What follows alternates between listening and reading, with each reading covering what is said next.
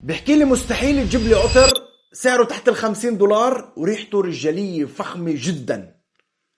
حلو التحدي. طيب أنا بتحداك بعطر سعره تحت $50، فنان بقاعدة رجولية فخمة جدا. أنا ما كنتش متوقع فخامة القاعدة بهاي الريحة الجميلة. قاعدته فيها باتشولي وفيتيفيرو وأخشاب الأرز، قمة من الرجولة والرزانة والكلاسيك بيبي. طبعا مش للأولاد الصغار.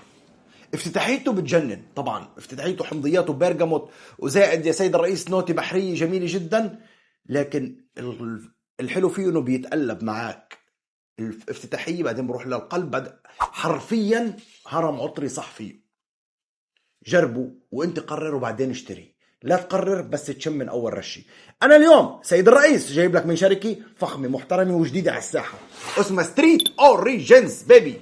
العطر اسمه اورز اند يورز فينيس بيبي اكستريت دو بارفام. عطر اصفر جميل جدا، فنان انا برايي، وهذا رايي الشخصي، بعيدا عن الدعايه، بعيدا عن الماركتينج، بعيدا عن اي شيء. انا صراحه ما كنتش متوقع ريحه القاعده تبعته، اللي وعلى فكره ثباته اكثر من 3 4 ايام على الملابس. يعني بحكي لك اياها تجربتي الخاصه فيه. العطر انا قاعدته لهبلتني اكثر من افتتاحيته جميله.